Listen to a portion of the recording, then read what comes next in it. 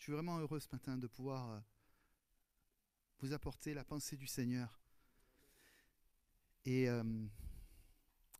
j'aurais voulu, s'il vous plaît, qu'on prenne tous ensemble, dans l'Ancien Testament, prophète Ésaïe, le chapitre 55.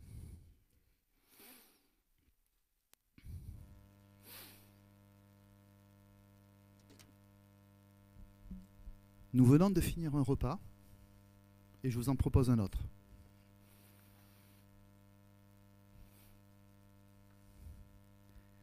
Ésaïe 55.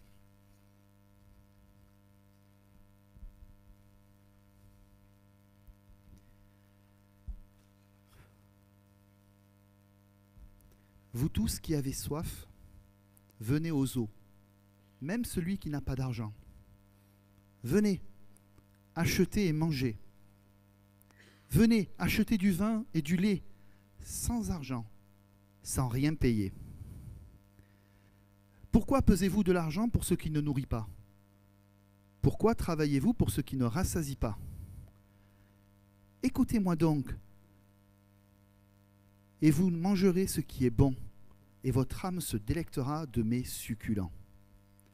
Prêtez l'oreille et venez à moi. Écoutez et votre âme vivra. Je traiterai avec vous une alliance éternelle pour rendre durables mes faveurs envers David. Voici, je l'ai établi comme témoin auprès des peuples, comme chef et dominateur des peuples.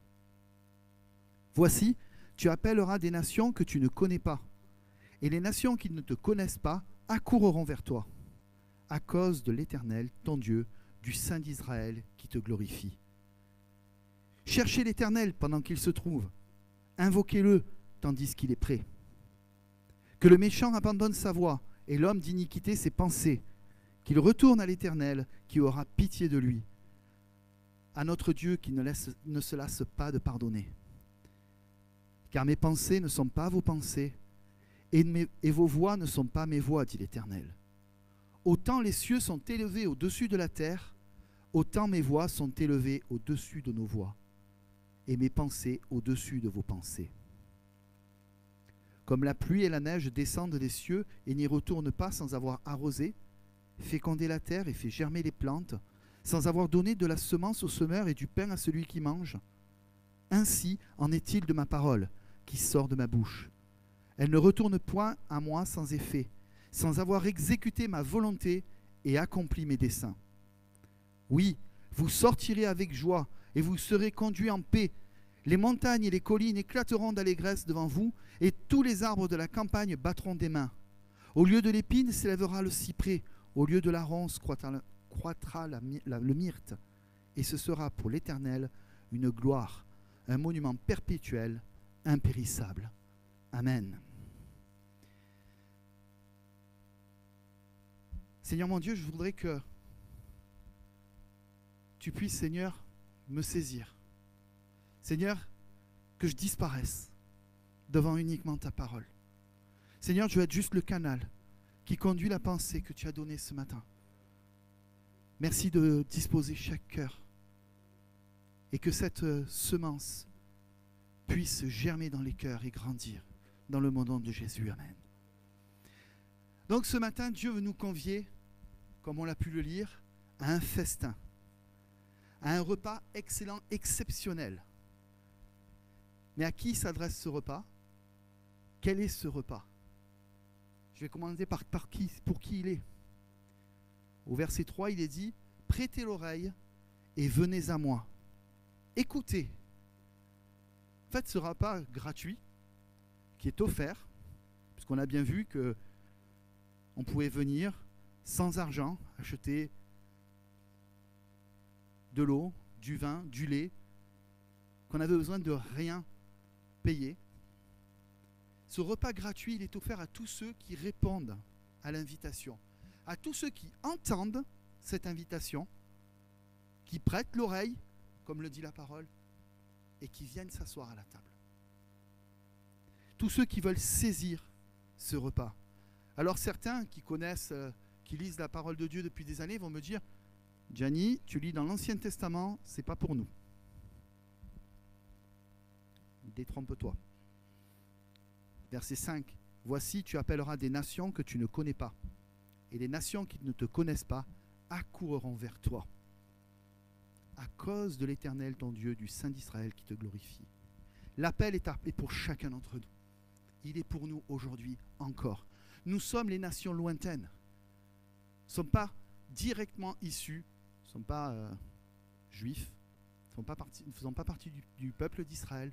Pourtant, nous sommes au bénéfice de ces paroles. Et si on rajoute le verset 7, qui nous demande que le méchant abandonne sa voie et l'homme d'iniquité ses pensées, qu'il retourne à l'Éternel, qui aura pitié de lui, à notre Dieu qui ne se lasse pas de pardonner, moi, quand je lis ces 3 versets, cela me fait penser à ce que Jésus a dit. Quand il lance cette invitation à chacun, dans Jean 3,16, car il dit que Dieu a tant aimé le monde qu'il a donné son Fils unique, afin que quiconque croit en lui ne périsse point, mais qu'il ait la vie éternelle. Nous avons l'opportunité, encore aujourd'hui, de nous tourner vers Dieu. Ce matin, ça a été dit avec abondance dans les dons spirituels. Et je crois que le Seigneur veut parler à plusieurs ce matin. Personne n'est exclu dans l'invitation à ce festin. Celui qui entend et qui répond, celui-là est un convié ce matin. Alors, nous sommes des êtres humains, et très souvent l'être humain ne regarde pas avec ses yeux, mais avec son ventre. Et quand on l'invite à un repas, il veut savoir ce qu'il y a dans son assiette. Aujourd'hui, on a pléthore, on peut aller, il suffit de sortir dans la rue, et vous avez un petit Italien au bout de la rue, vous avez des fast-food, vous avez derrière d'autres restaurants, vous allez un petit peu plus dans Saint-Victoré, vous avez des restaurants spécialistes dans le poisson, des restaurants qui vous font de la nourriture du terroir. En fait, on peut choisir. Et souvent, on va se poser cette question, on se dit, mais c'est quoi le repas qu'on nous propose là? On me demande d'aller au fast-food. Est-ce que ça va être un repas gastronomique, traditionnel? De quelle région, quel pays? Est-ce que ça va être un menu à la carte? Ou est-ce que ça va être un menu déjà défini, puis voilà, ça sera ce qu'il y aura à manger? Ah ouais, mais moi j'ai un petit problème, c'est que je suis végétarien. Pire, vegan. Moi je mange pas ci, je mange pas ça. C'est sans ci, sans ça. J'aime pas les légumes, j'aime bien la viande. Par contre, j'aime pas la viande rouge. Voilà, on est comme ça. Par contre, quand je lis la parole de Dieu, je sais que la nourriture qui vient de Dieu, elle est bonne pour chacun d'entre nous. Hébreux 6,5, en fonction des versions que l'on prend, il nous est dit que la nourriture est bonne, excellente, c'est une nourriture qui est douce pour chacun d'entre nous. Ésaïe 25 nous parle aussi d'un repas. Et je vous encourage à lire tout ce menu qui nous est présenté dans Ésaïe 25, mais je vais vous prendre juste le verset 6.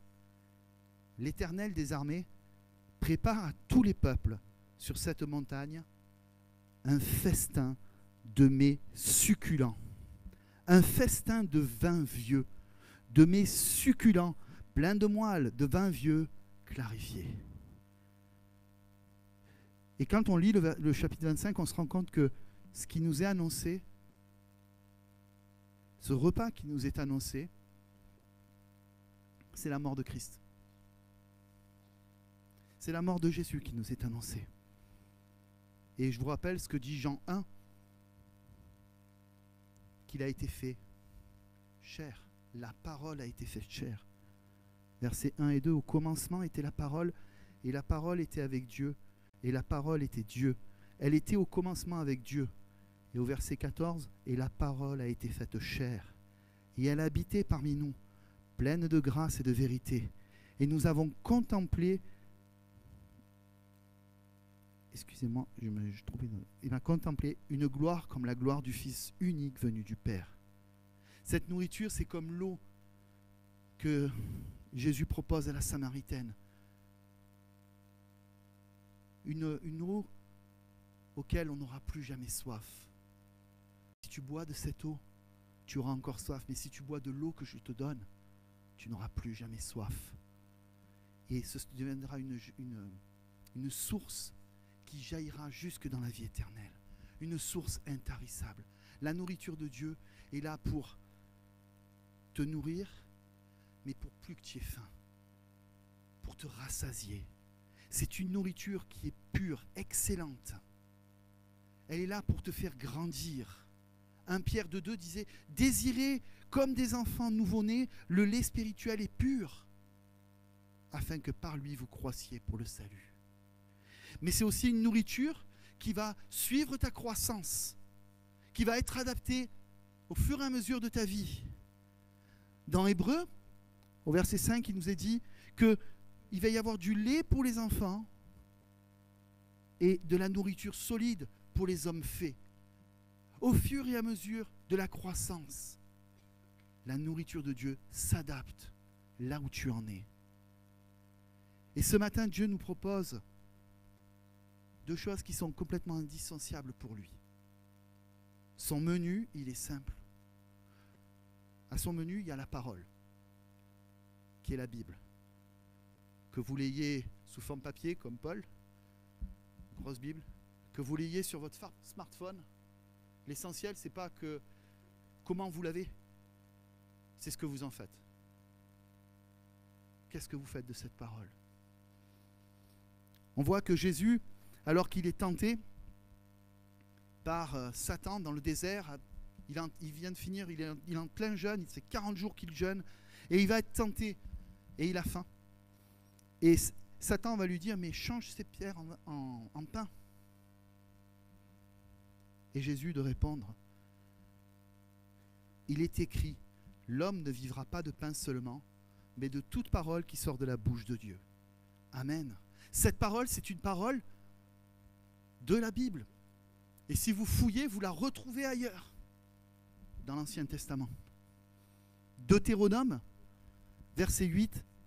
chapitre 8, verset 3, « Il t'a humilié, il t'a fait souffrir de la faim. Il t'a nourri de la manne que tu ne connaissais pas et que n'avaient pas connu tes pères, afin de t'apprendre que l'homme ne vit pas de pain seulement, mais l'homme vit de tout ce qui sort de la bouche de l'Éternel. » Amen. La parole, et comme on l'a dit juste avant, la parole faite chair. En fait, nous avons besoin de Jésus, parce que toute la parole nous révèle qui est Jésus.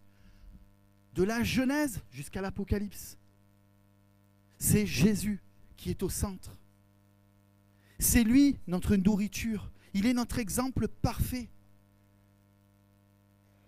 C'est la parole faite chair, le pain de vie, la nourriture envoyée du ciel par le Père pour chacun d'entre nous, afin de nous sauver, nous nourrir, nous communiquer la vie en abondance et éternelle.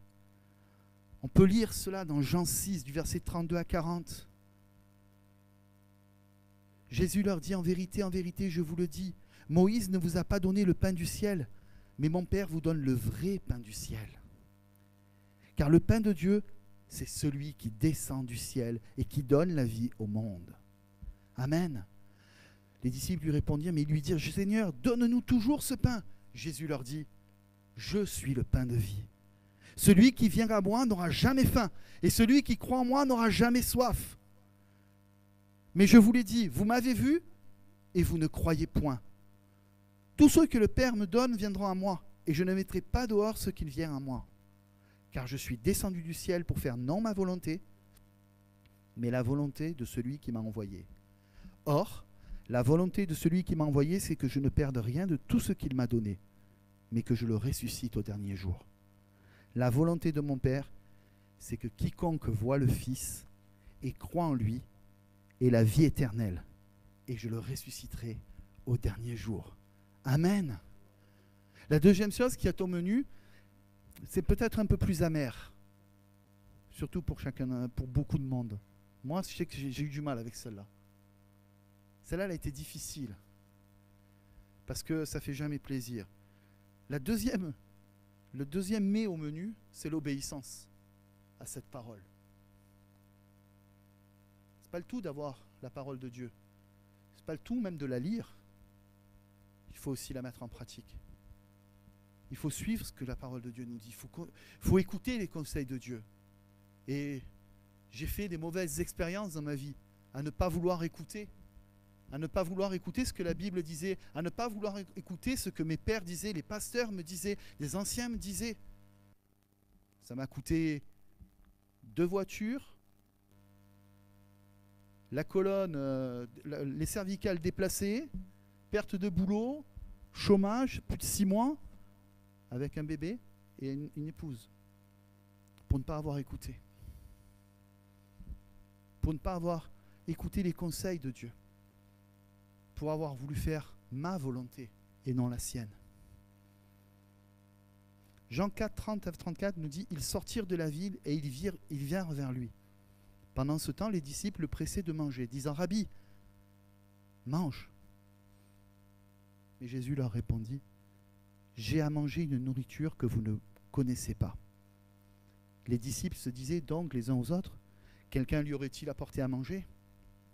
Et Jésus leur dit « Ma nourriture est de faire la volonté de celui qui m'a envoyé et d'accomplir son œuvre. » Jésus, c'est notre exemple parfait. Il n'est pas venu ici-bas juste pour faire un voyage touristique. Il n'est pas venu visiter la planète. Il n'est pas venu visiter la Terre. Il n'est pas venu en touriste. Il est venu pour accomplir quelque chose. Et pas ce qu'il a voulu lui. Il a voulu accomplir ce que Dieu lui demandait. La volonté de Dieu. Et la volonté de Dieu, nous l'avons lu, c'est qu'il vienne sur terre, tel un homme, comme ça a été rappelé dans un des dons ce matin. Il s'est dépouillé de la gloire qu'il avait dans le ciel. Il est venu sur terre pour vivre tel un simple homme, pour subir les mêmes choses que toi et moi, pour connaître notre vie, mais pour appliquer la parole et pour aller au bout de sa mission, qui était de mourir pour toi et pour moi, afin que nos péchés soient expiés, afin que la condamnation qui était sur chacun d'entre nous retombe sur lui, lui le juste, qui n'avait commis aucun péché. C'est pour ça que Jésus est venu, pour mourir à notre place. C'est sa volonté. La parole et l'action mise en œuvre de la parole sont toujours liées. Celle qui est Dieu et son accomplissement dans nos vies, mais aussi dans celle des autres, au travers de nous, de notre obéissance. Quand on répond à l'appel du Seigneur, quand on répond à ce qu'il nous demande. Jésus nous montre que c'est en nourrissant les autres qu'il est lui-même nourri. Notre nourriture à nous, c'est Jésus qui est révélé dans nos vies, au travers de la parole, comme je disais tout à l'heure, la parole scripturaire, la Bible, mais aussi au travers des dons spirituels, au travers de la prédication de la parole, qui creuse un peu plus les écrits, les dons spirituels, comme je l'ai dit tout à l'heure, une parole inspirée. C'est les outils que le Seigneur a pour communiquer avec chacun d'entre nous. Et il veut communiquer, afin que nous accomplissions, nous aussi, les œuvres qu'il a prévues pour nous. Ce qu'il nous demande parfois peut être difficile, nous sembler difficile. Quand je lis Luc 6, 37, 38, « Ne jugez point et vous ne serez point jugés. Ne condamnez point et vous ne serez point condamnés. » Alors lui, il est dur. « Absolvez et vous serez absous. Donnez et il vous sera donné. On versera dans votre sein une bonne mesure, serrée, secouée et qui déborde, car on vous mesurera avec la mesure dont vous serez servi. » Ce n'est pas évident ce que Dieu nous demande. C'est pour ça que c'est difficile même d'obéir. Nous, c'est donne-moi et je te rends. Fais-moi et je te fais. Rends-moi service et je viendrai. Mais on se rend compte qu'avec cette démarche, si chacun agit comme ça, il n'y a personne qui aide personne. Il n'y a personne qui donne à personne. Il faut qu'il y en ait un qui fasse le premier pas. Le premier pas, c'est Jésus qui l'a fait. C'est Dieu qui l'a fait pour nous. Et nous devons emboîter ce pas. Donne, tu recevras. Nourris, tu seras nourri. Pardonne et tu seras pardonné. N'attends pas qu'on te fasse, que l'on te donne. agis selon le cœur de Dieu. Fais ce que tu voudrais qu'on te fasse. Et de l'autre côté, ne fais pas ce que tu voudrais pas qu'on te fasse. Parce que ça aussi, on est très fort. On sait faire ça aussi. On est doué pour ces choses-là. Et il y a une promesse à cela. Quand je lis ce verset, je trouve qu'il y a une promesse merveilleuse, qui n'est pas une promesse humaine. Quand il est dit que donné, il vous sera donné, on versera dans votre sein, dans votre cœur, une bonne mesure, serrée, secouée et qui déborde. On vous mesurera avec la mesure dont vous êtes servi. Vous savez, je vais faire une image qui n'est pas très... Mais quand je vais dans certains fast-food, je ne vais pas les citer, et que je prends un soda, et que je vois que la moitié de mon soda, c'est de l'eau, ça me contrarie. Prenez un coca, il n'a pas le même goût que quand vous allez l'acheter au supermarché, parce qu'il est coupé. Et combien il y a de choses qui nous sont données qui sont coupées. Ce n'est pas du pur. Le Seigneur, lui, ce qu'il nous dit, c'est non, il n'y aura pas un mélange fraudulé. Je vous l'assure, il n'y aura pas un mélange frauduleux. Il n'y aura rien d'ajouté. Ça sera du pur, du bon, de l'excellent. Ça sera bien tassé. On va pas essayer. Dieu ne va pas essayer de nous voler. Bien au contraire. Il va en rajouter. Il va appuyer. C'est comme quand je fais mon café, moi, à la maison. Je tasse bien pour que ce soit bien fort, bien serré. Eh bien, c'est pareil. Là, il tasse, le Seigneur. Et ça déborde. Ça déborde. Au-delà même de nos attentes. Ça peut paraître fou. Mais c'est normal que ça me paraisse fou, parce que ça vient de notre Dieu. Ce n'est pas dans notre mentalité, c'est la mentalité de Dieu. Elle va à l'encontre de notre chair, qui elle est narcissique. Elle est tournée vers elle-même. Nous, on est les rois pour se regarder le nombril, pour avoir les yeux rivés sur nos pieds. Parce que si on lève la tête, on ne sait jamais, on risque de voir quelqu'un. On devrait lui dire bonjour ou lui donner quelque chose. On avance tous, là, les yeux rivés sur nous, et on ne pense qu'à nous. Et on ne regarde que nous. Le Seigneur te dit, lève la tête ce matin. Lève la tête. Regarde ce qui t'entoure. Regarde, il y a peut-être en face de toi quelqu'un qui a un besoin et tu peux y répondre. Tu peux répondre à celui qui est là, qui a besoin peut-être juste d'un sourire. Juste que tu lui dises bonjour. Que tu t'intéresses à lui. Tu crois, toi, que ta vie, elle est nulle, mais si tu savais la sienne. Combien il souffre à l'intérieur de lui. Et peut-être que ce jour-là, tu te rendras compte que tu es face à quelqu'un qui est en train de se dire, si on ne me répond pas, je vais m'envoyer en l'air. Je vais me tuer. Je vais en finir avec la vie parce que j'en peux plus. Tu ne sais pas sur qui tu vas rencontrer, mais lève la tête. Ne regarde pas ton nombril. Les versets 8 et 9 d'Ésaïe 55 nous disent « Car mes pensées ne sont pas vos pensées. Et vos voix ne sont pas mes voix, dit l'Éternel. Autant les cieux sont élevés au-dessus de la terre, autant mes voix sont élevées au-dessus de vos voix, et mes pensées au-dessus de vos pensées. » On ne peut pas sonder Dieu. Lui peut nous sonder, mais nous, on ne peut pas le sonder. C'est difficile pour nous de le comprendre.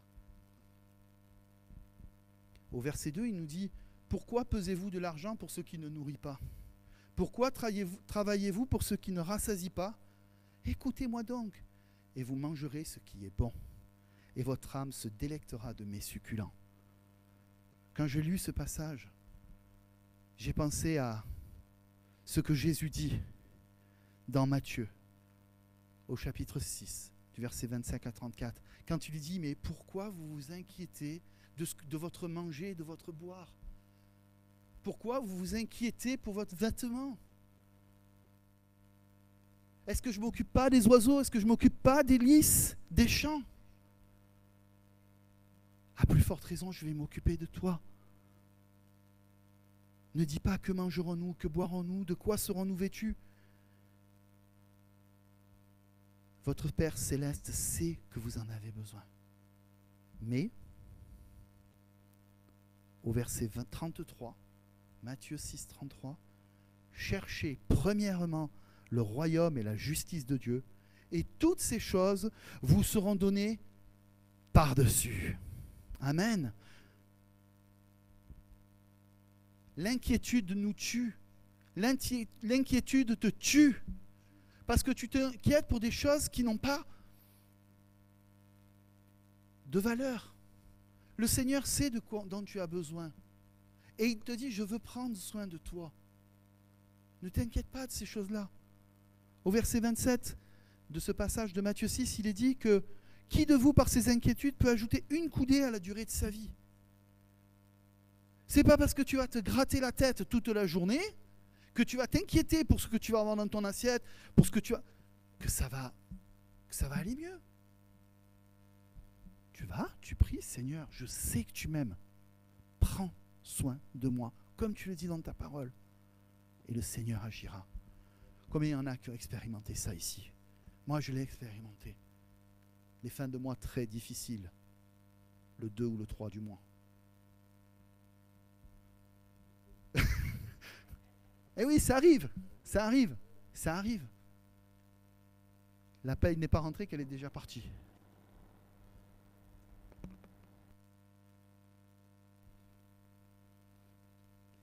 Mais le Seigneur prend soin de ses enfants. Et il veut prendre soin de toi. Cherche premièrement le royaume et la justice de Dieu. Et toutes ces choses te seront données par-dessus.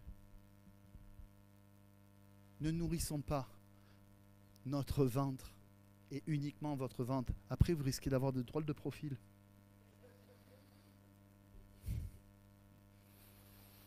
Vous risquez d'avoir un drôle de profil. Ne nourrissez pas que votre ventre. Vous savez, l'homme est corps, âme et esprit. Alors c'est bien de nourrir son corps, mais notre corps, il ira à la poussière. Par contre, il y a des choses qui demeurent. Notre âme et notre esprit demeurent. Et si on ne se reconnecte pas avec Dieu, on aura beau avoir engraissé notre corps, comme nous le disait le pasteur Julien, quand notre âme nous sera réclamée, que se passera-t-il? Qu'est-ce que tu auras fait de tout ce que tu auras, de tes greniers, tout ce que tu auras gardé dans tes greniers? À qui ça va aller? À tes enfants qui vont peut-être se battre pour les avoir? Amasse-toi des trésors dans le ciel. Amen. Ésaïe 55, 6, 7 nous dit « Cherchez l'Éternel pendant qu'il se trouve. Invoquez-le tandis qu'il est prêt. Que le méchant abandonne sa voie et l'homme d'iniquité ses pensées, qu'il retourne à l'Éternel, qui aura pitié de lui, à notre Dieu, qui ne se lasse pas de pardonner. » Tu te dis, mais cette parole n'est pas pour moi, moi je suis parfait, je suis saint. Bah oui, je suis passé par les eaux du baptême, je suis saint, moi. La parole de Dieu m'appelle un saint. Je n'ai plus besoin, moi, de demander pardon. Je te souhaite de ne plus pécher. Mais je crois que si tu te dis ces paroles-là, je pense que tu peux retourner à la croix, il y a encore du travail. Mais ce qui est sûr, c'est que, comme je l'ai dit tout à l'heure, le Seigneur continue à nous donner, il nous parle dans sa parole. Et il dépose en nous des dons, des talents, chacun d'entre nous. Il nous donne des paroles. Et ce qu'on peut se demander, si toi, tout ce que le Seigneur te demande, tu le fais, qu'est-ce que tu as fait du dépôt qu'il a mis en toi? Est-ce que tu en as la bonne utilité? Est-ce que toutes les facultés qu'il t'a données, tu les lui as confiées? Et vous savez, il n'y a pas que des facultés à prêcher ou chanter ou jouer d'un instrument sur l'estrade. C'est pas que ça. Le Seigneur donne des choses tellement plus subtiles pour servir le peuple de Dieu, pour servir celui qui a besoin. Est-ce que, pour toi, savoir écouter, c'est un don de Dieu? Est-ce que savoir encourager, c'est un don de Dieu? Est-ce que savoir accueillir, donner à manger, faire des bons repas pour ceux qui sont autour de toi, c'est pas un don de Dieu? Peut-être qu'il t'a donné d'autres talents. Oui, peut-être qu'il t'a donné un talent dans la mécanique, dans l'informatique ou dans n'importe quel autre domaine. Mais qu'est-ce que tu en fais? Est-ce que tu t'en sers uniquement pour toi, en effet, pour aller au travail, ramener l'argent à la maison, faire grandir ta maison, acheter une première maison, puis finalement en acheter une belle plus villa, faire la piscine, le gazon, tout ce qui va bien? Et puis bon, c'est pas suffisant, donc on va acheter la maison à la campagne, on va aller acheter la maison à la montagne, puis on va aller prendre des grandes vacances, et ainsi de suite. Est-ce que c'est à ça que vont te servir uniquement ce que le Seigneur a déposé dans ton cœur? La liste que j'ai donnée, elle est non limitative. Vous pouvez mettre tous les talents que le Seigneur peut mettre. Est-ce que tu vas uniquement te nourrir de ces choses-là? Tu vas justement t'en servir que pour toi et pour nourrir ta personne? Ou est-ce que tu vas t'en servir pour les autres? Tu vas le communiquer aux autres. Est-ce que cette nourriture que le Seigneur t'a donnée, est-ce que tu vas la garder précieusement pour toi? Ou est-ce que tu vas la partager avec celui qui est en face de toi? Dans la parole, nous avons un personnage. Dieu lui a donné un talent. Son maître lui donne un talent. Et il dit rien. Il lui donne un talent, il en a donné 5 à un autre, 10 à un autre. Il lui dit, va, allez-y. Enfin, 2 et 5, excusez-moi. Il lui dit, allez, je vous donne ces talents. Et lui, qui a tellement peur, qui ne sait pas quoi en faire, il va l'enfouir dans la terre. Et son talent, il va le laisser là. Il va le laisser dormir. Je vais dire, il va le laisser pourrir. Parce que quand on met quelque chose en terre, généralement, ça pourrit. Vous trouvez cela dans Matthieu 25, dans la parabole des talents. C'est comme si le talent que Dieu vous a donné, vous l'avez mis sous votre oreiller, sous votre matelas. Ou dans un coffre-fort à la banque, bien fermé, clac, boum. Ça ne servira à rien. Mais tu peux encore faire d'autres erreurs, comme je l'ai dit tout à l'heure. Tu peux t'en servir pour toi, et uniquement pour toi. Dieu t'a fait peut-être un don, comme je disais tout à l'heure, pour la musique. Mais seulement, tu préfères aller jouer tous les samedis soirs dans un café-bar et que les filles qui sont en face crient ton nom parce que tu joues super bien de la musique. Ou les garçons qui sont complètement séduits, abasourdis par la voix que tu as. Tu as peut-être d'autres talents. Tu es magnifique en informatique. Seulement, la seule chose que tu sais faire en informatique, c'est trouver des systèmes pour blouser le système, pour truquer le système, pour aller dénicher les failles dans les systèmes. Est-ce que c'est ce que le Seigneur te demande? C'est comme si tu avais une somme d'argent et que tu voulais la placer à la banque. Vous savez, il y a différents types de banques. Et c'est comme si vous placiez votre somme dans une banque d'investissement. Vous savez, ça a très gros rendement. Très gros risque, mais très gros rendement. Et celles-là, elles font juste travailler de l'argent. Elles le font travailler pour que vous gagniez le maximum d'argent. Mais en fait, il ne sert à rien cet argent. Il sert juste à brasser de l'argent. Par contre, vous pouvez le placer sur d'autres comptes qui sont plutôt des banques de dépôt qui permettent de financer des projets à plus ou moins long terme. C'est des banques d'investissement différentes qui vous permettent, soit pour vous, soit pour un autre, de bénéficier de cet argent qui est là. Alors, je ne sais pas où tu en es. Je ne sais pas ce que tu fais des talents que Dieu a donnés dans ta vie. Je ne sais pas si tu les as enfouis dans la terre, si tu les as mis dans ton coffre-fort, si tu essayes de les faire fructifier pour toi-même, ou si tu les as mis dans cette banque d'investissement. Je ne sais pas. Mais pose-toi la question ce matin. Ésaïe 55,7 dit qu'il retourne à l'Éternel, qui aura pitié de lui, à notre Dieu qui ne lasse pas de le pardonner. Si tu es dans le cas où tu as enfoui dans le sol, demande pardon à Dieu. Parce que son talent, il veut que tu le fasses fructifier. Si tu l'as placé dans la mauvaise banque, demande pardon à Dieu. Tu peux revenir à lui. Tiens, il n'est pas sévère au point de te mettre dehors parce que tu fais une erreur. Non. Dieu veut que tu progresses. Et si tu es dans cette position, il te dit que Dieu ne se repent pas des dons et de son appel. Si tu veux vraiment continuer à faire fructifier ce qu'il a mis dans ton cœur, reviens à lui. Parce qu'il t'a toujours confié ces choses-là. Et tu les as encore. Dieu nous promet que, on le lit au verset 10 d'Ésaïe 55, comme la pluie et la neige descendent des cieux et ne retournent pas sans avoir arrosé, fécondé la terre et fait germer les plantes, sans avoir donné de la semence au semeur et du pain à celui qui mange. Ainsi en est-il de ma parole qui sort de ma bouche. Elle ne retourne point à moi sans effet, sans avoir exécuté ma volonté et accompli mes desseins. La parole qui nous est donnée va accomplir, va s'accomplir. C'est la parole de Dieu.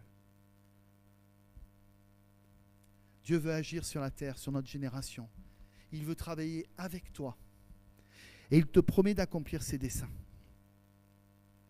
Il te promet la réussite, la joie et la paix si tu restes fondé sur sa parole, ancré en Jésus. Si tu restes caché en Jésus, dans sa personne, et si tu mets sa parole en action. La promesse est magnifique, versets 12 et 13. Oui, vous sortirez avec joie et vous serez conduits en paix. Les montagnes et les collines éclateront d'allégresse devant vous et tous les arbres de la campagne battront des mains. Au lieu de l'épine, s'élèvera le cyprès. Au lieu de la ronce croîtra le myrte. Et ce sera pour l'Éternel une gloire, un monument perpétuel, impérissable. Place ta confiance ce matin en Jésus. Crois en sa parole. Les choses et les circonstances peuvent changer si tu obéis et si tu te mets en action. Amen. Le psaume 60 termine par cette phrase. Je ne vous donne pas, c'est psaume 72 ou 14 ou 13, ça dépend de ce que vous avez, le découpage qu'il y a dans votre Bible, mais c'est le dernier verset. Avec Dieu, nous ferons des exploits. Il écrasera nos ennemis. Amen. Je voudrais qu'on prie ensemble ce matin. On peut fermer les yeux. Et je voudrais m'adresser d'abord, premièrement, aux enfants de Dieu, au peuple de Dieu. Toi qui as déjà goûté au mets de Dieu, toi qui as déjà goûté à ce repas, toi qui as déjà tous les ingrédients du repas, mais qui as fait ta propre cuisine avec cela, qui a placé ce que Dieu t'a donné dans un coffre-fort, bien caché, enfoui sous terre, ou qui l'a placé pour nourrir uniquement son ventre.